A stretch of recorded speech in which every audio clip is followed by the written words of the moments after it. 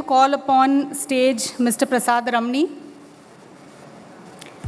and Mr. Biharilal Deora. So this is for the inauguration of the white paper on risk profiling.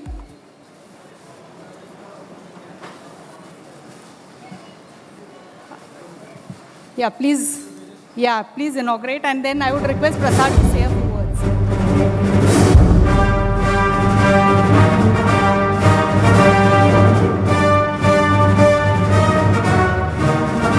The white paper will be available for everyone to view on the ARIA website, www.arya.org.in. May I request Prasad to speak a few words, please?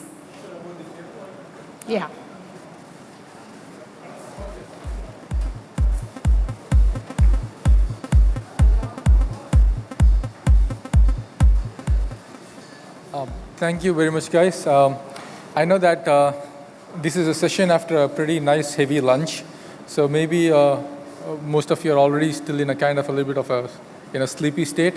If you want to go into full-on sleep mode, then you can read the white paper. This is the best version I could get my PhD team to write. Their original version was difficult even for me. The idea behind the white paper is to explore all the different things we were talking about this morning about risk profiling and what are some important characteristics and why should we do what we do. Hopefully the idea is to actually get you guys involved in it. Obviously, if you have any input, if you want to carry this discussion forward, you can always get in touch with us, and we'd be happy to engage with you and then see what we can do in the best way possible for risk profiling to elevate the practice of financial advice in this community as a whole. But thank you very much for being here today. Hopefully, the panel discussion will jolt you out of your semi-sleepy state, and then we will get some interesting things going on. Thank you very much once again. Thank you.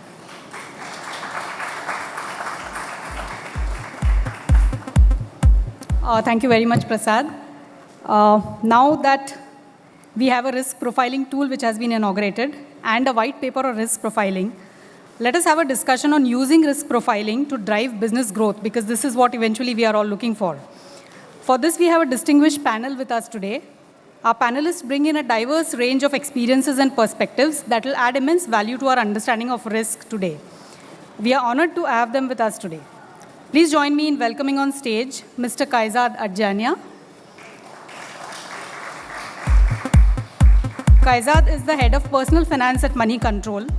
He will be moderating the panel discussion today. Kayezad is a seasoned professional with a wealth of experience in the world of finance journalism.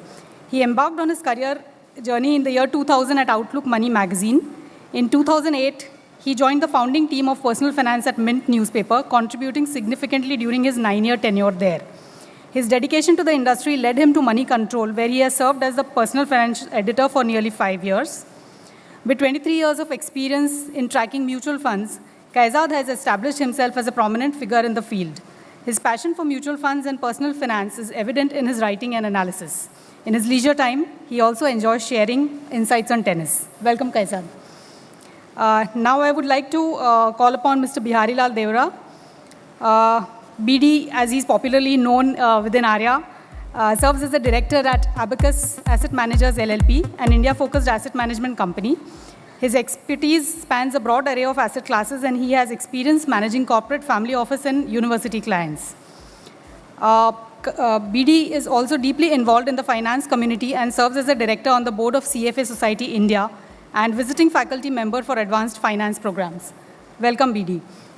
Next, I would like to call upon Mr. Santosh Navlani, COO of ET Money. At ET Money, Santosh is responsible for the organization's growth, product strategy, design, and investor education. Prior to his role at ET Money, Santosh was SVP Digital Business at DSP BlackRock Mutual Fund. Earlier, he co-founded Money Insights, which helped Indians make informed decisions and was subsequently acquired by Times Internet. Being a key opinion leader in the fintech space, Santosh shares his insights on wealth management on the ET Money show that is broadcasted bi-weekly on the ET Now channel. Welcome, Santosh. I would now like to call upon Prasad Ramani. We have already had his introduction earlier. Please welcome Prasad. Our fifth panelist, Mr. Amit Kukreja, is not yet here. He's an individual financial advisor based out of Gurugram. Okay, he's here. Great. So welcome, Amit. Amit is based out of Gurugram, and he's also a board member of ARYA. Now I will hand over the stage to Kayezad for the panel discussion.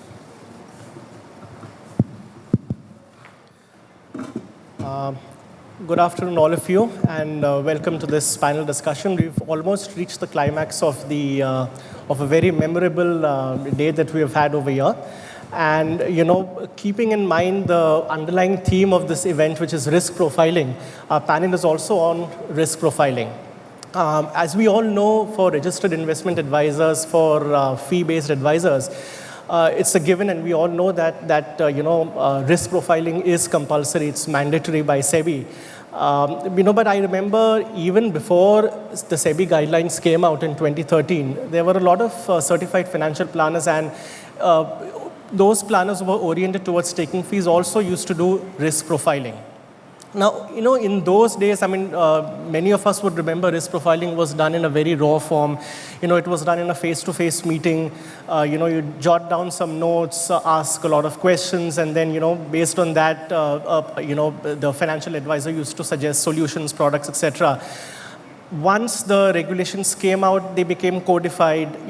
Face-to-face conversations became a little bit more formalized, more codified. One-pager, two-pager, three-pager, four-pager, and all of that. And, cut to modern times. So much of work now has been done on risk profiling that now it's actually a business, it's actually a profession. There are people like Prasad who are here, who devote their all full-time energies, and it's a profession basically just to fine-tune risk profiling. That itself has become so big an industry, a profession. So, obviously, so much of data, so much of information being collected for, through these complex risk profiling, which today go by various names, right? Today it's, 20 years ago, it was just risk profiling. Today it's quantitative analysis, qualitative analysis, your behavioral analysis, psychometric analysis, and whatnot. So much of data these RIAs and planners collect. What are we going to do with this data? That's the question. So obviously, there's some growing chatter, thankfully, within the advisory community as to how you are going to utilize this information better. Are you going to engage in more and more deeper, more profound conversations with the client? Because you have so much of information now you're collecting, not just where the client is coming from, but also probably how the client might react to certain, environments, like, markets going down, markets going up, this and that and whatnot.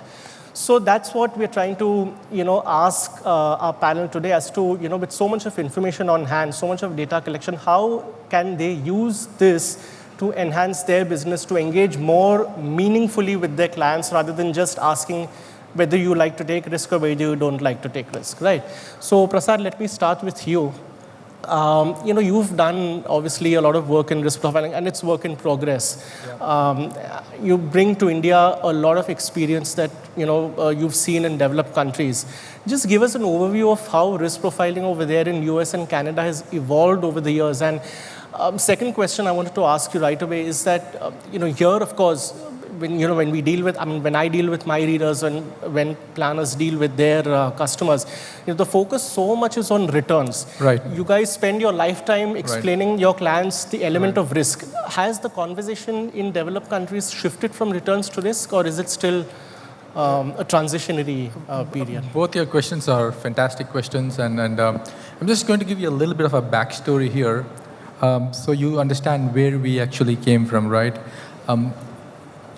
3-4 years ago, when we started Syntoniq and we went out to the market in 2019, the interesting part was we never had risk analysis. We only had behavioral analysis. So the idea was to analyze a client behaviorally to kind of manage them better. And this was in 2019. We had more than about 300 financial advisors in the US use it, even in Canada. And finally, what was happening was, almost like 80-90% of them, they came back and said, this is fantastic what you've done with the whole behavioral profiling, but can you also do risk analysis? And to me, that was a very, very odd request, because like with everybody, right, we had our own biases. we thought that, risk analysis has been out there in the US for at least 25 years, in a pretty significant way, like, Phenometrica, Riskalyze, all those companies, right? They're all basically born there. And despite that, literally 80% of the financial advisors we spoke to said that, can you also include risk profiling as part of your behavior analysis? That was a big eureka moment for me. And I was like, why? And then when we listened to them, we found that despite having all these very hardcore quantitative tools, there was still something missing. And this goes back to the evolution of risk profiling in the US and Canada. To just give you another little bit of a tidbit of an information, there are a lot of big firms in the US which have thousands of advisors. You have like big banks that have like between 12,000 to 16,000 financial advisors on their platform. And a lot of them actually have pre-litigation risk departments which try to identify clients that are most likely to file a suit against their advisor, right? Almost always the issue was a misunderstanding of risk. So take these two things. Misunderstanding of risk. Yeah, misunderstanding of risk, yeah. So if you take these two things together, on one side, despite having risk tools for 20, 25 years, financial advisors were asking for it. On the other side, you basically had large firms that were trying to pre-identify clients who are likely to sue because of a misunderstanding of risk. So the funny part is, and that's when we started focusing on risk, and in 2020 is when we came up with a risk module and stuff like that, right? The reason I'm giving you this backstory is risk analysis has been, like rightly said, has been out there for the last 20, 25 years, right? So it should seem like this issue has been solved, but it's still not. Risk is still a very complicated topic. Risk means different things to different people, right? And that's what we have tried to solve using a behavioral perspective. But, these risk profilers which are out there in developed markets, have they been successfully capturing the investor's perception of risk over a period of time? Right. So when you talk about successful capturing, right, they are successful in capturing that point in time risk appetite. For example, to a certain extent. And the other reason for that is, while financial advisors have been there in the US for a very, very long time, even they are not very different from our Indian ecosystem, where while they try to do the best they can, the focus almost always comes back to performance, and the focus almost always comes back to difficult conversations, especially when the performance is not good, especially when the markets are down, right? So the funny thing about diversification is, when diversification works for you, you get a bad rap, because the whole point of diversification is if one asset class is doing well, then some other asset class in your portfolio is not going to be doing well, right? That's what you want, because the hope is the other way around will happen too. But people tend to focus on the one that's not running, that's performing well, and say that, why is this, doing like this, right? So, in a sense, there's a little bit of an education required even for clients and advisors, and you need a psychological angle for that, because these are things that cannot be purely captured by just your traditional risk assessments. I'll come to that point. It's an interesting point. But Amit, let me come back to domestic shows and ask about your experiences. I mean, you specialize in couples in your financial planning practice. Right. And I'm sure you would have had clients who have stayed over with you for years. Yeah. Now, what I really want to know is any anecdotes or any tales that you can share with us that during COVID, and we've really had a very hard hit during the 3 years. I mean, loss of income, loss of jobs, loss of lives. So a lot of things happen in COVID.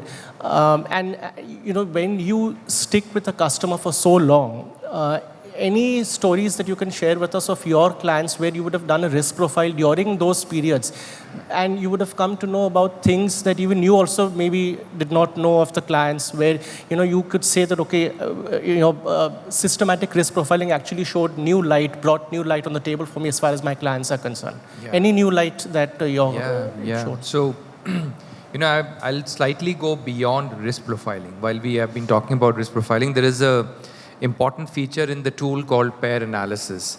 So during COVID, slightly before COVID and after COVID, when I was running this tool on a couple together, I could see the change in their appetite for risk. I could see the change because there were couples where both of them had lost jobs. There were couples where either of them had lost jobs, and there were couples where both of them, the wealth skyrocketed because they were both in the technology space.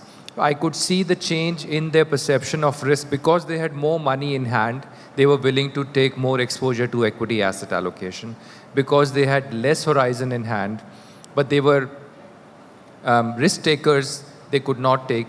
So basically, COVID catalyzed all the possible situations where I could see the perception of risk changing in all the couples. And the biggest pull for the couple to meet a financial advisor is because they have different money personalities. And when we do this risk profiling and we do these goal-based conversations, I see the alignment start to happen where the acceptance towards each other also goes up. There is also an acceptance toward what are you systemically, right? As a system, these are the set of parameters that define your personality, and these are the set of parameters that defines my personality.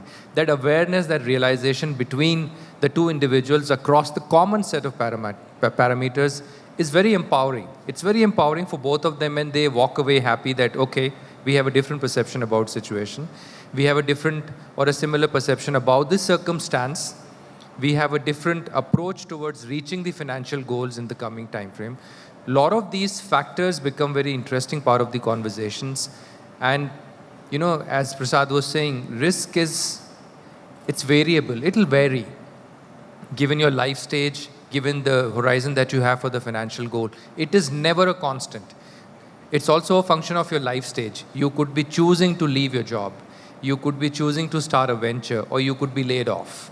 Right? So a lot of factors come in picture, and it keeps varying. So it's not a constant that you can just freeze the figure or a parameter. You need to keep working on that. You need to keep evaluating that.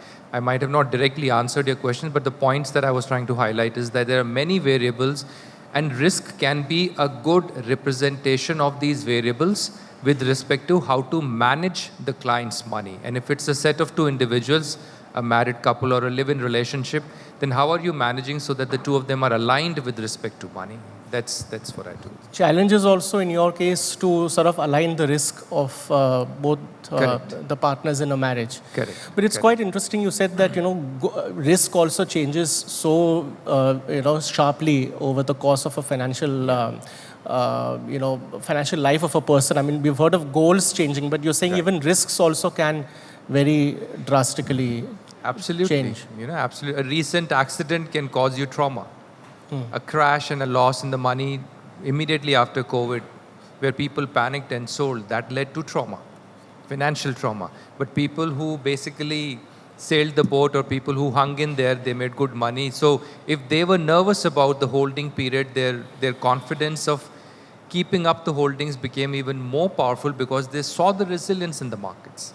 And people who panicked, they basically fell victim to a trauma. So both sides, the greed side, the fear, panic, and the good side also came into surface, and people started either reinforcing their belief about risk tolerance, or they started shifting their pattern of what is risk and what is, risk acceptance. It's one of the parameters that he was talking about.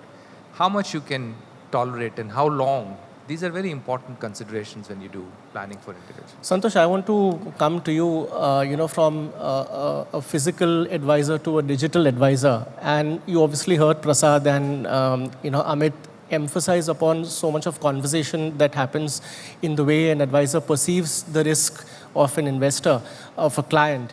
We can't ignore the supersonic rise of fintech players in India also, because they reach the last mile. You guys offer the kind of connectivity that physical human advisors most of the times can't offer, or they don't want to offer because it may not be so monetarily viable. But at the same time, when you are interacting with a client through a computer screen, tell me how you guys imbibe the good qualities of a risk profile and still make it relevant for the investor or the client when you know that there is not going to be any sort of physical interaction or talk or counseling to be happen. So how do you guys deal with that challenge? Sure, I'll try to answer your question, but I would rather give you what we do, and maybe we are doing the right things with the clients, and we are somewhere making up for the lack of physical connect. So ED Money, when it operates the business today, we actually have multiple offerings for the end clients. There are people, investors who come in and invest on their own on DIY platform. And there are people who actually have accumulated enough savings that they feel the need to now have a strategy or a plan in place before they start running their SIPs. So we kind of look at both the set of clients and see how the investment behaviors are different. So when we do risk profiling, we were looking at data recently, and we were surprised with one aspect that despite this run-up in the marketplace over last 3.5 years or so, close to 80% of the investors could have been better off by just replicating the investments they are doing on a monthly basis in a Nifty index fund. Mind you, most of these investors would actually have the top quartile funds in their portfolios, because nobody, be it physically, be it digitally, buys a 2-star or 3-star rated fund today. Everybody wants to buy a 4 or 5-star because there's no 6-star yet. Right? So people always want to buy the top of the rank fund. And despite running their SIPs for good 2 years, maybe 3 years, 4 years, they have not been able to beat Nifty in this bull market. Now, what does tell us that they actually end up taking excessive risk in their small amounts of money. And when the market panics, say, for example, in October 2021, and then again in Feb 2022, and goes on till July, again make a make a one-way rally till October, again hangs up there for some time, only to start again in March this year and has a one-way rally again. So these ups and downs actually make the DIY investors completely panic, as Amit was talking about. And they realize they need a plan. Now, one of the ways to provide a plan is actually helping them understand themselves. So what we do is, and we work with Syntoniq for it, we leverage the risk profiling in helping people understand what their standing is on risk spectrum. So whether they are somebody who can actually be an all-in equity portfolio all the time, or they need a balanced approach towards investments. The moment they see the risk profiling, the investment behaviors change because you know what you are. Till time you don't know what you are, you end up imitating your neighbor's portfolio, your colleague's portfolio, your brother's portfolio, and anybody who has made money in the market in that kind of people's portfolio. And you realize that that doesn't work for you. So when you risk profiling, it suddenly starts making sense to you that I'm not as aggressive as I was thinking. And you start to have a more balanced portfolio. So in a DIY platform, 85% of the people's asset actually belong to equities asset class. About 10% of the assets would be in like hybrid kind of funds, and 5% would be in debt. The moment I look at people who are being advised by us, and the first step they do is risk profiling, suddenly the shift changes. Only about 60% people have long-term portfolios which have large amounts of equity exposure. 25% people have mid-term portfolios which have large amount of debt. And about 15% will have only short-term portfolios which will have predominantly debt in the portfolio. So what happens is, once you start doing risk profiling, the composition of portfolios change. Because the volatility starts to go down in the portfolio, you tend to give time to portfolios or your investment in that sense. Once you start giving time to investments, magic happens, because compounding ultimately is the biggest determinant of compounding is the time you spend in the market. So I think the biggest advantage of risk profiling to us that we realized so far is it helps investors give time to their investments. And so far, we have not found a better tool than risk profiling in helping people stay committed to their compounding goals. But how do you ensure that they stay committed to that? So what prevents them from selling? What prevents them from buying? I mean, how can tech players basically enable or disable that? Sure. So what happens is, on ED Money, when the investors finish risk profiling, they actually are shown only advised portfolios which in the back end are asset allocation for themselves. And unless they don't say that, for example, we are recommending that a long-term portfolio approach makes sense for you only when you hold the investments for 7 years or longer, for somebody who may be risk score of, say, 80+. Somebody may be in risk score of, say, 55 to 70. He or she may be getting a long-term portfolio for 10 years plus. That person cannot invest unless they actually provide a horizon for longer than that, or at least that much. So we basically bar people from investing in investment strategies which are not suitable to them. So I think what we do is by restricting what investors can do in the app and deliver advice, rather than actually saying that we open up everything and let their intelligence drive the decision making. So I think restricting to what you are allowed to do allows us to deliver advisory in a non-human fashion compared to a human fashion. So Biharilal, this, risk profiling, obviously, there's a lot of merit. We've heard about a lot of merits. But when you are dealing with individual advisors, registered investment advisors, planners and all, obviously there is the physical advisor. I'm not talking about the digital advisors, but the physical advisors, they also, there is a lot of interaction element also over there. Because of their business model. Is risk profiling the only way? My question is to know the client better, or do the advisors have to put in an extra amount of work, or what more needs to be done to get to the bottom of where the investor is coming from? Excellent question. But so you have to take a step back and understand what the risk is. So risk, in my perspective, it's divided into 4 different quadrants. So on your top left, you have things which you know that you know. So you know English, and you know that you know English, right? So it's in your knowledge domain. Then things on the top right are things which you know that you don't know. Do you know how to fly a plane? You don't know how to fly a plane, but you can learn it, right? But they both are still in your knowledge domain, and you can learn it, right? So do you know how to trade in derivatives? You don't, but you can learn it, right? Do you have spent time in market? No, you haven't spent time in market, but you can spend in time in market, right? On the lower bottom of the quadrant, on the right side, you have things which are unknown to you right now, but you know how to react. So for example, do you know how to react when an earthquake comes? In Japan, they teach you that you would sort of go down under your, benches, or maybe get down of the building otherwise, right? So you don't know when it will happen, but you know what to do when it will happen, right? The risk profile essentially measures these 3 quadrants, which are in your knowledge domain, or which you know how to react when this thing happens. But take an example of COVID. It's an unknown event. You don't know when it will come, and you don't know when what you will do at that point in time. So the unknown quotient is what risk profiling fails to capture, or maybe tries to capture, or you call it behavioral aspect of that. And that, I think, is there. I think risk profiling acts more as a question rather than a solution. And that should initiate conversations with client on what they're trying to do. In our whole life, things move from unknown to unknown known to known unknown to known, right? And the risk profiling shifts, right? So someone who has just started investing in the market, or someone who just had a, event or a trauma or a, resilience of his portfolio in the market, his risk profiling was different beforehand. And it will be different afterhand, right? But that movement will shift. And unless you as an advisor sort of start capturing that by talking to client, you will never know, right? So I think risk profiling is more, it's less of a solution and more of a, question itself, which allows that individual advisor, or maybe in that case, a digital advisor, to decide what is right, what is not right, and what may be sort of, going forward pathway for that particular client.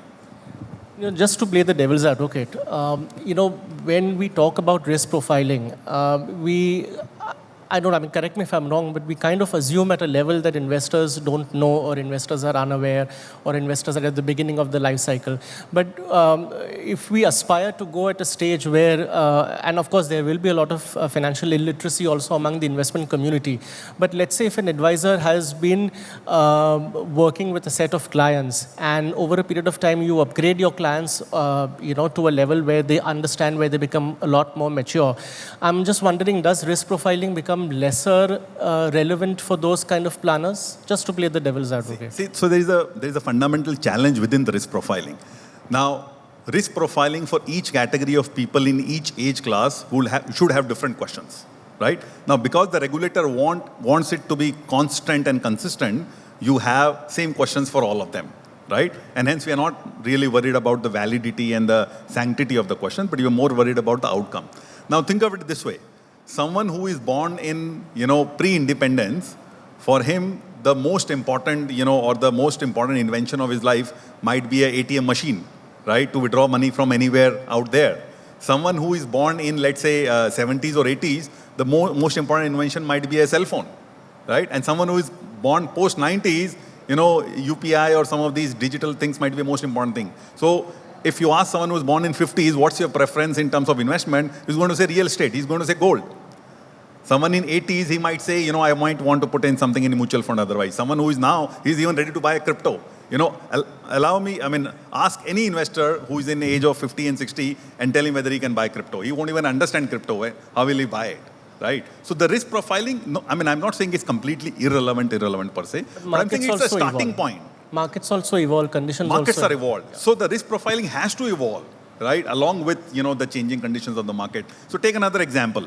So if some of the questions which I think the risk profiling typically ask is, okay, can you guess the length of, Nile River? Or can you guess the number of mobile towers in Mumbai? Well, I am from a pre-mobile era when landline used to be, after a 5-year wait. How do I guess what the number of towers are in Mumbai, right? Doesn't matter to me. But that question to someone youngster is much easier for him to answer. He can multiply and, give those kind of answers. So I think risk profiling evolves. And no matter what risk profiling gives you that answer, it's the advisor which has to interpret that with conditions and data other than risk profiling available to him and then sort of start educating that client for whatever allocation he's trying to make. Prasad, again, I want to play the devil's advocate, which I know we've spoken about the whole morning about the virtues of risk profiling. Sure. But since you've done so much of work on risk profiling and since you're having so much of conversation around that, does it take away the importance of the presence of a financial planner or, can risk profiling stand on its own or you still need a financial planner or an investment advisor? If you just take a step back, right, and then to just discuss what both Santosh and BD were talking about, right? Just to kind of address a couple of things because both of them make, really, good points.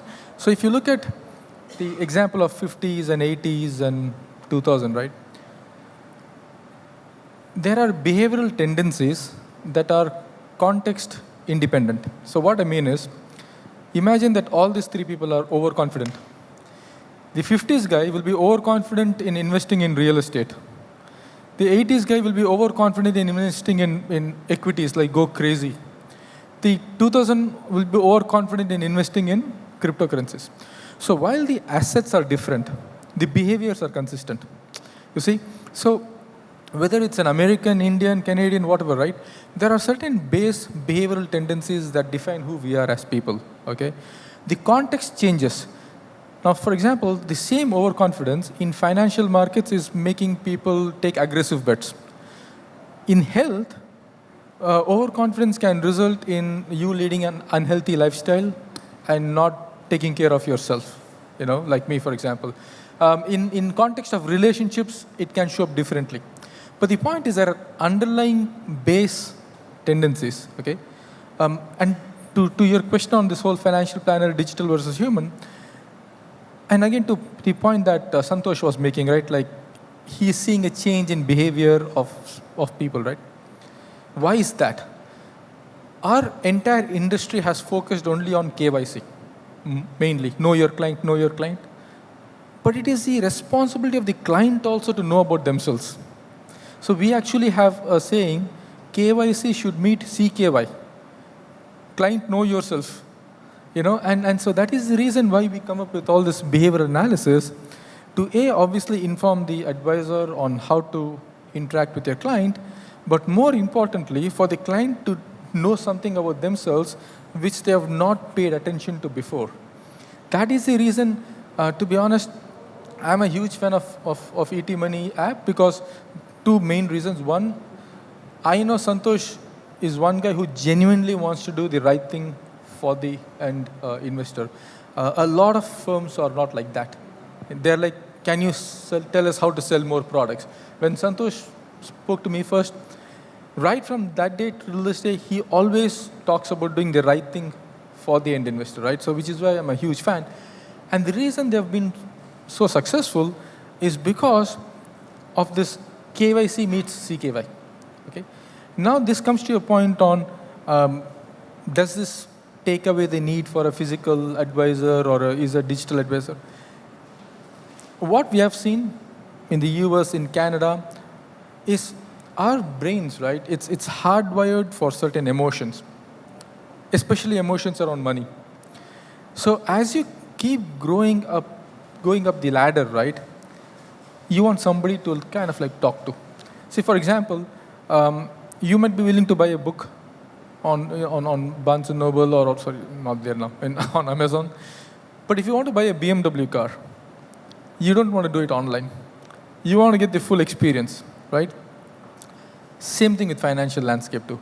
You will have a set of people for whom digital platforms is probably the right way to go about. And then you will have a set of clients for whom a physical advisor is absolutely the right thing to do. The beauty of, at least like the beauty of India, as I say it, is it's such a nascent market, such a huge market at its infancy, that there is a tremendous amount of space for everybody. Does that kind of like... Yeah, that's fair enough. That's because, especially if you all also keep internal checks and balances to ensure that even in the absence of advice, there are some things that you cannot do because your risk does not allow you to do. I mean, I think that's fair enough, right?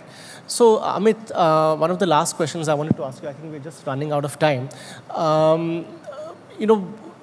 First is that, of course, we were talking, we listened to a speech by Ms. Madhvi Puri-Buch, and there's an aspiration to reach a certain level of investment advisors, in the next few years, because the number of advisors are is a very small number now.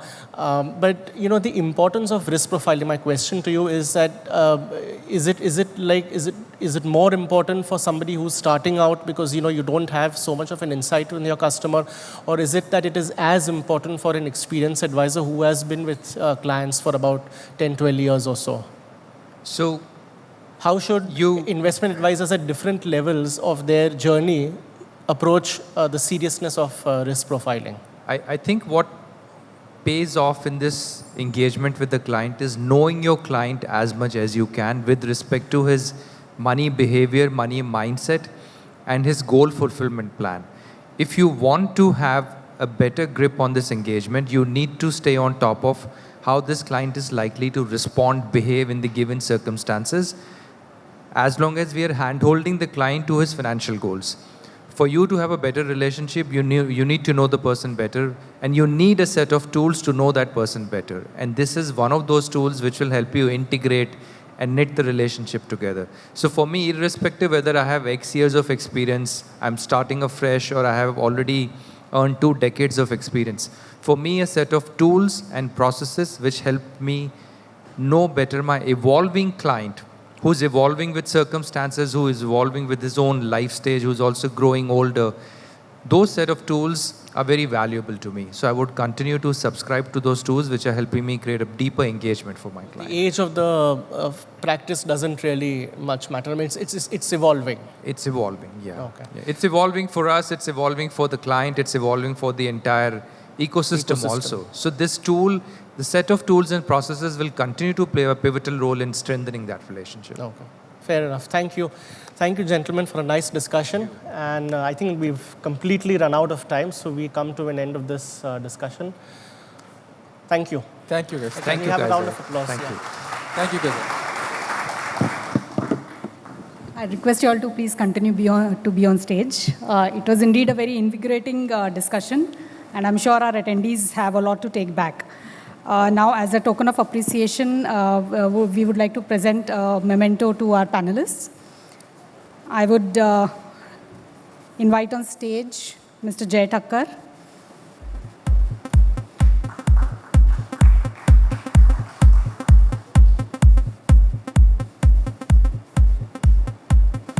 Mr. Abhijit Talukdar.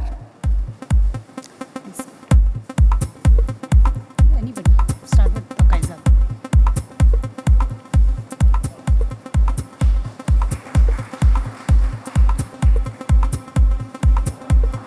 Ms. Kavita Menon.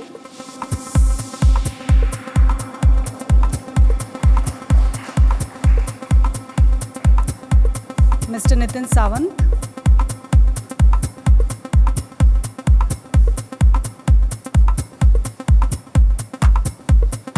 and Ms. Trupti Murlidhar.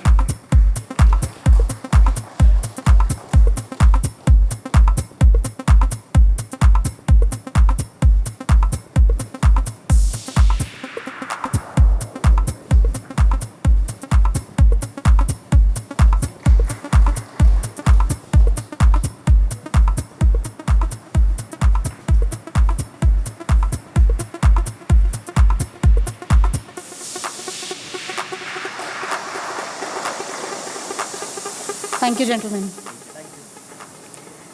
I would take this opportunity to again remind you of the special discount being offered by Syntoniq for the registrations today for the new tool. And also to thank our partners, our platinum partners, DSP Mutual Fund, HDFC Mutual Fund, Quantum Mutual Fund, and SBI Mutual Fund. Our gold partners, Axis Mutual Fund, HSBC Mutual Fund, S&P Dow Jones Indices, White Oak Mutual Fund. Our silver partners, Mirae Asset Mutual Fund and Tata Mutual Fund. If you would like to share your insights, please use the hashtag ARYA IAC, ARYA Investment Advisory Conference. Thank you very much. And to conclude this engaging event, I would like to call upon stage Mr. Tarun Birani for the vote of thanks. And thank you for joining us today.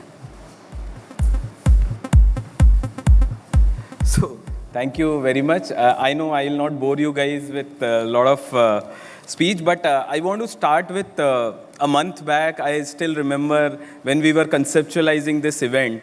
Harsh and Vishal were the one who were like very, very focused, passionate, and they wanted to make sure that this event goes in exactly the way you are seeing right now. So first of all, huge round of applause for both of them. I think not possible without their support. Apart from that, again, I stand here today with the immense gratitude in my heart that we bring to the close of this Financial Planning and Investment Advisory Road Ahead conference today. This event has been a great success according to me. I think we have seen something which has never been witnessed in the ARYA's history. So let's give a round of applause to something like this.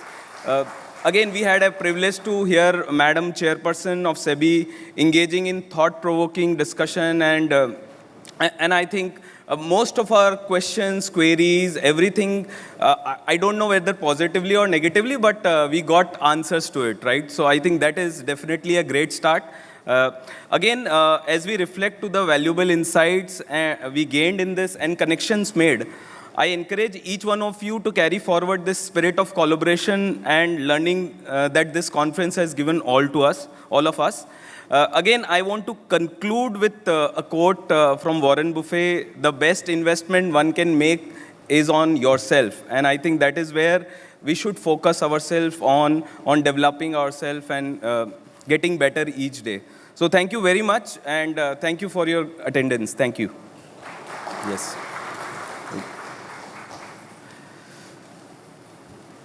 Again, I want to thank all the organizing AMP team as well as Brand Aesthetics, all the teams who have collaborated and helped us in making this event a huge success. Thank you very much. Yeah.